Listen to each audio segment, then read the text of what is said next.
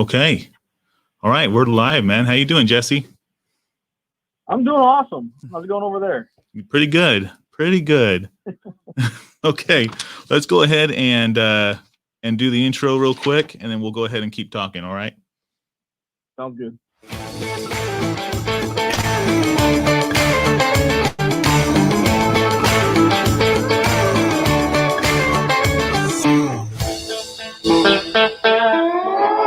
All right. Very good. I like that. Yeah. What kind of music do you listen to? Oh, I'm country. Oh yeah. Who's some of your favorite artists? Yeah. Right now, a lot of Tyler Childers, Cody Jinks, a little bluegrass with the Steel Drivers, but mostly the Chris Stapleton when he was still playing with them. Just the new stuff, but the stuff that you don't hear as often on the radio. Yeah. A lot of the country music now is more pop. It's very poppy. It's been and like rap. that for a little while. And I got away from it for a while until I found this red dirt Texas style country, and I've really taken to this. Yeah. Sorry about that. Oh yeah. Well, cool.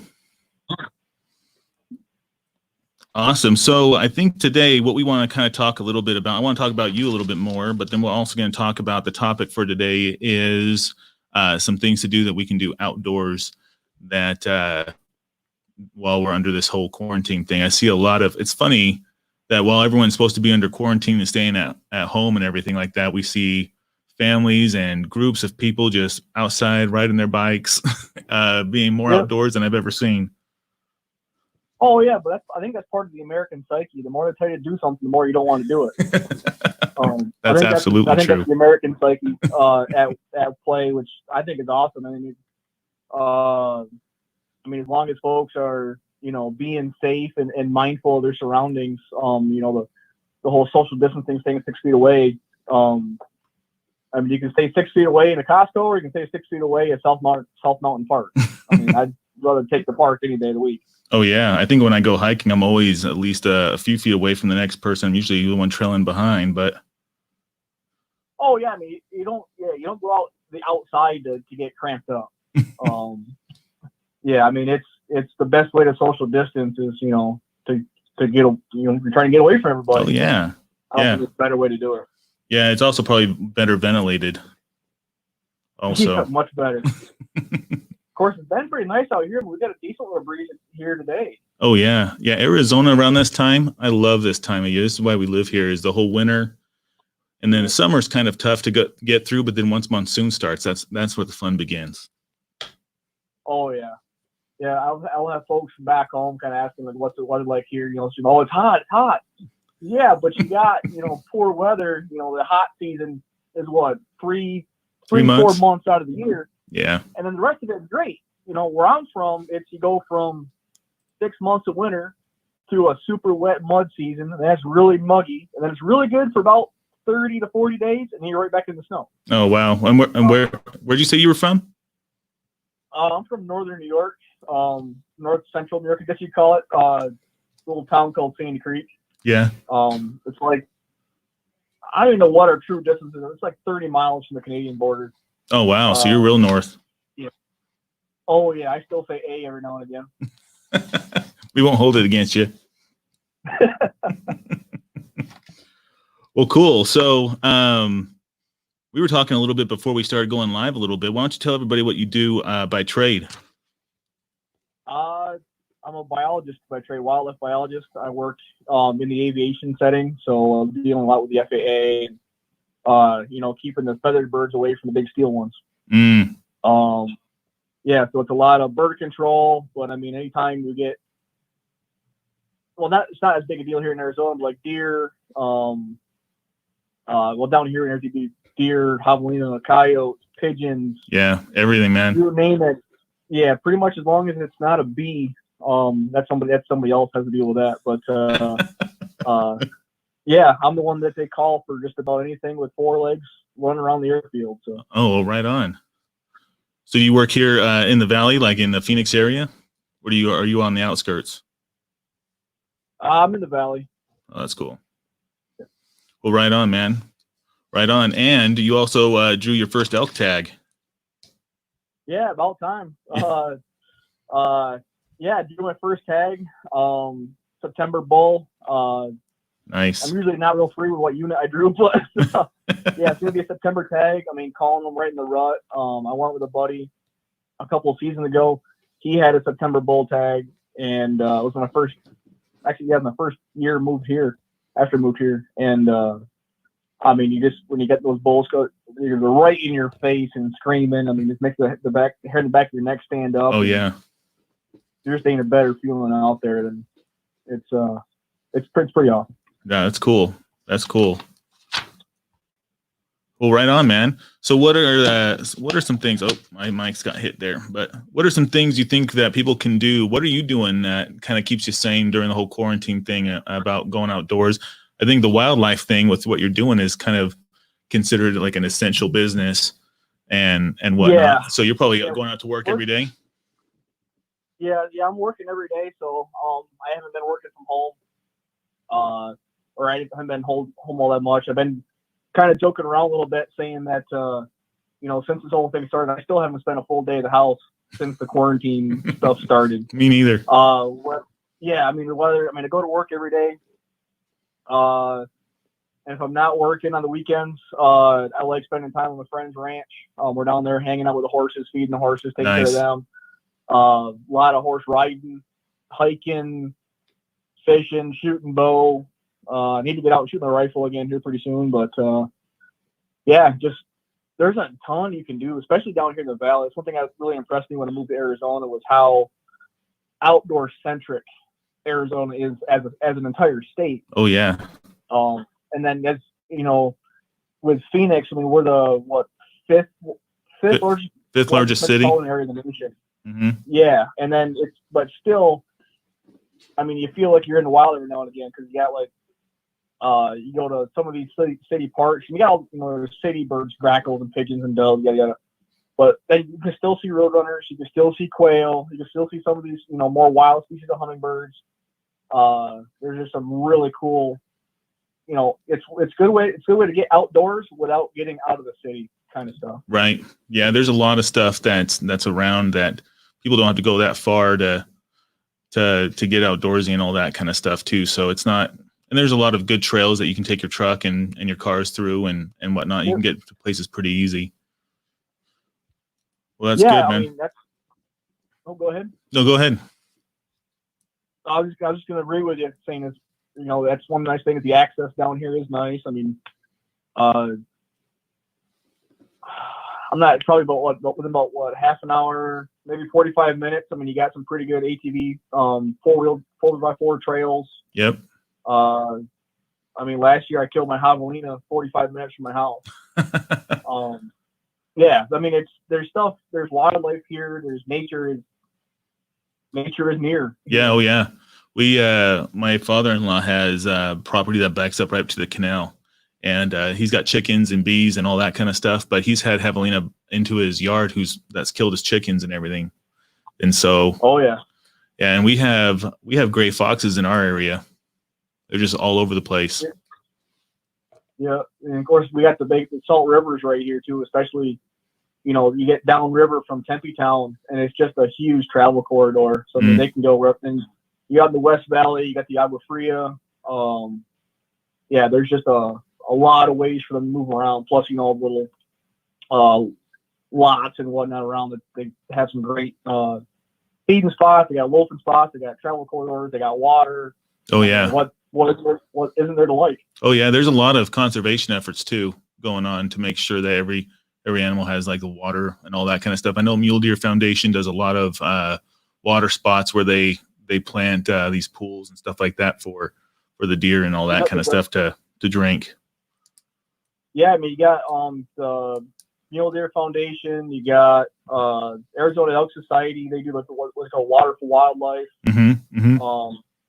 I mean, well, I'm not sure if they're in it together, if it's only AES or I'm not 100% sure how that works. But I know that one of them, they pay a guy. He pretty much just trucks water all summer. Oh yeah. Just to make sure that the wildlife has water. I mean, that's and that was another thing I learned about AZ was not only is there a lot of conservation groups, because I mean, I mean, you always have your big nationals, and they do great work too. You got NWTF, RMEF.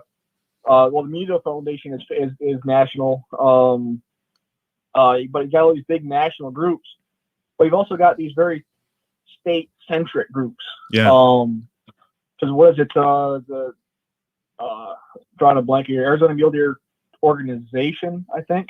AMDO. Mm-hmm. You got them down here. We have AES. You got the Arizona Desert Bighorn Sheep Society. Mm-hmm. You've got state chapters of Quail Forever, and you got all these groups that are working to keep Arizona wildlife going. Not just it's not, your money's not going to it's not going to Utah. It's not going to Nevada. It's not going to New York. Right. It's the money stays here, and it's pretty fantastic what they do. Yeah, we just started one. It's a fiscal sponsorship with a local charity, but Arizona Outdoor Charities. We just started that up, that people can donate outdoor equipment and all that kind of stuff for youth to go out and try bow hunting and all that kind of stuff. We're looking for volunteers and stuff like that too, to take kids out and do some stuff. When I was little, I was in the Boy Scouts, and our scout leader was from Anasazi, and he had us going out to the middle of the desert with a baked potato and surviving 3 days with nothing but that. And hey, if you want to lose weight, that's the way to do it. That's the way to do it. But it was worse thing to take away than a potato. Oh yeah. Well, we hunted the rest. We had snake and some other things there, but parents weren't always too happy with when they found out what we all ate. But it was good overall. Well, so with all these closures and stuff, with like, we used to always go up to Four Peaks and target shoot up there, and I think that's actually closed down right now during the whole quarantine thing. So what kind of things are you doing to I guess get out and not get crazy when you're on your downtime? I guess you said you were going up to the ranch a little bit. Yeah, I go up to my friend's ranch, her horse property down there. So spend a lot of time down there, let the dog run and let him stretch his legs out pretty good. And well, I mean, we're getting into the drier part. Yeah. Thinking of road closures. I know they've had a lot of roads closed on the rim lately. Yeah. I know a lot of folks seem to think that's part of the COVID nonsense, but that's just mud season. It just, they just don't want folks tearing up the roads. Well, especially with what happened a couple of years ago when they had that entire group of people that were swimming, and then that big mudslide came in and wiped them all out, killed 20, 30 people or something like that. See, that I'm not familiar with that story. I just know it's because I grew up in New York, and we have a really severe mud season as well.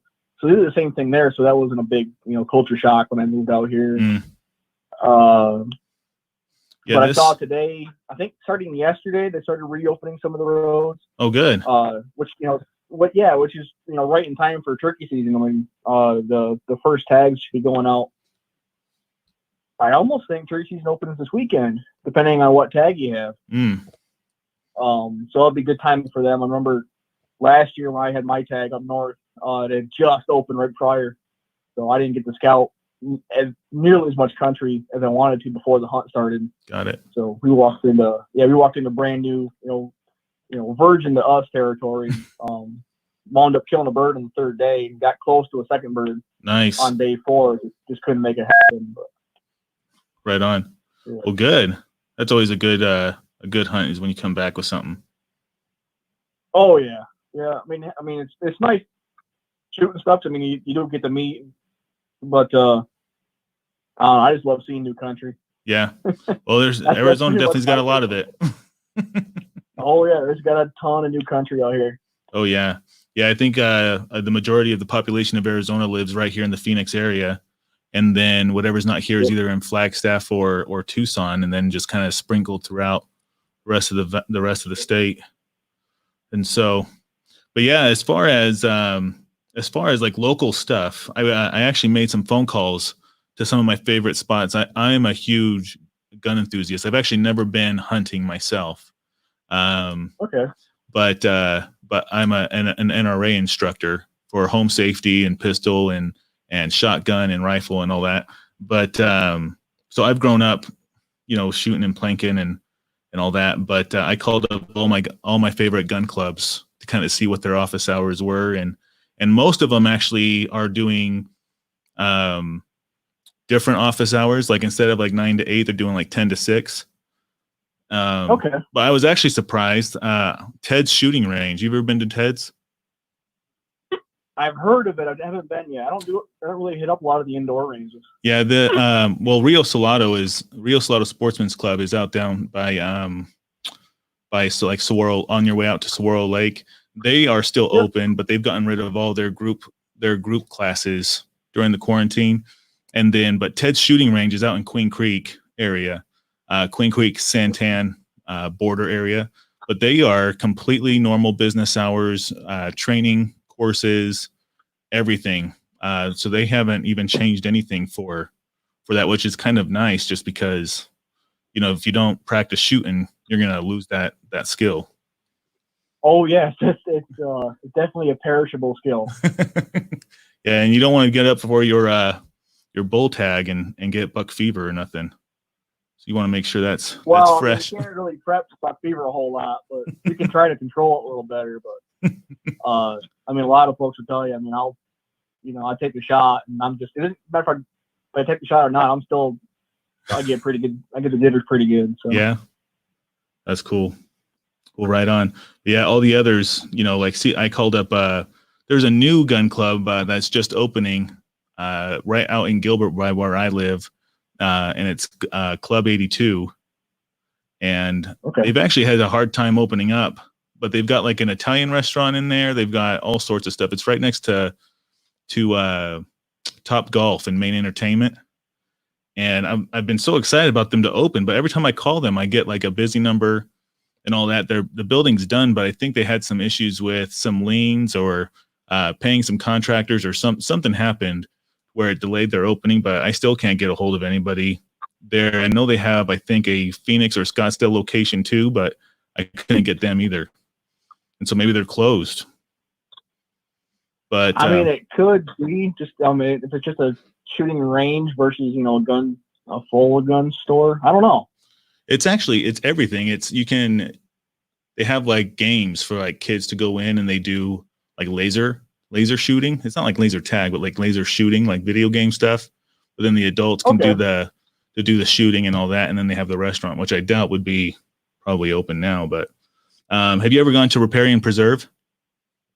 Oh yeah. Yeah. Yeah. As a wildlifer, that's like my favorite. Just to go down, on a Saturday morning, you go take a walk and. Oh yeah.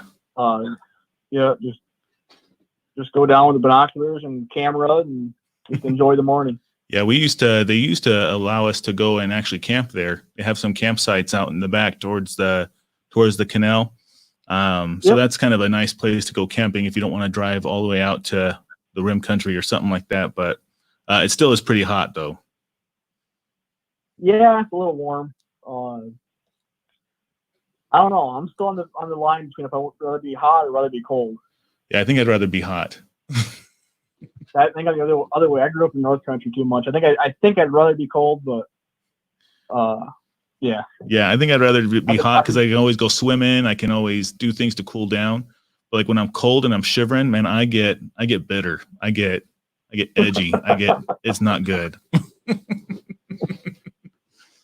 But yeah, so I called Riparian, and their trails and their lakes and stuff are still open, which is great. We've taken our kids down and fed the ducks and all that kind of stuff. But one thing I'm glad I called them about is that their bathrooms are closed.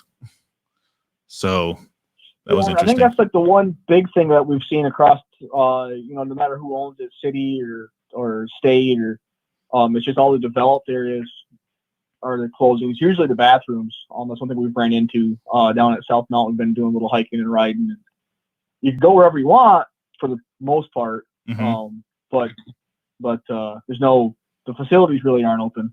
Oh man, yeah. So you got to plan for that. Yeah. Well, right on, especially man. Especially now that it's getting hot and everybody's really starting to chug the water. Yeah. Yeah, it's really important. I know at Camelback, every year they've got somebody that's got to be life flighted out of there for dehydration. It's usually tourists or something like that, mainly from like other countries that come and visit Arizona, just because Sonoran Desert is one of a kind where this is the only place in the world where like saguaro cactus grow and whatnot. So people come and visit, but they don't realize how dry and how hot it gets in July. And July is usually the time when people they're not thinking. Yeah. Or was it, but technically I don't think it's the Sonora, but remember here last year the girl got lifted out of Fossil Creek. Really? Strawberry. Yeah, she went back because that's a few mile walk. Yeah, I've been there. Back, if I remember right, she had like one, like a store bought water bottle, not like a big one, and flip flops. Like she was, she wasn't prepped at all. Oh man, that is. Yeah, I'm not going to say what state she was from, but I'm pretty sure she had a white and red license plate. Awful. Pretty much. Wow. But, flip flops and a little water bottle. And a little water bottle. Yeah, I mean, I could be mistaken, but that's what I was told or what I heard. And, I've seen it. I'd believe it. I believe it. Yeah, you can't drink that water either. Well, maybe at Fossil Creek you might be able to drink that, but I want to risk it. Well, right on, Jesse. Yeah, I think I'd want some iodine. That's for sure. Yeah, I'd definitely be bringing something.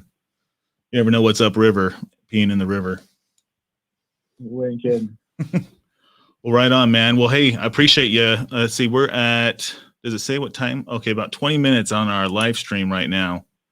And that's pretty good, man. I think we covered quite a bit. Was there anything else you wanted to cover before we close the live stream out? Not really. Just I mean, I hope everybody just stays safe and probably should say stay indoors, but I'd rather stay outdoors. I'd rather stay outdoors. I don't want to be hypocrite. Yeah, I'd rather stay outdoors. Yeah, it was funny.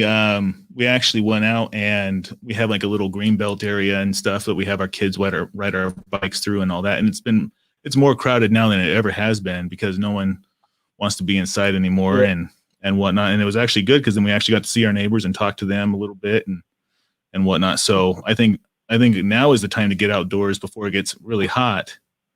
And then once it gets really hot, then that social distancing is going to go right out the window when I go swimming. Yeah, I mean, but I think it's going to be interesting, with so we don't have too much longer, and we got Memorial Day coming up. Yep. That's coming up next month, and I mean that's usually a busy weekend as it is, but I think we might see an uptick, at least with the dispersed camping. Folks trying to get out of the heat, get out of the, get some semblance of normalcy. I guess. Yeah. Do you think they'll open up the campsites again by then?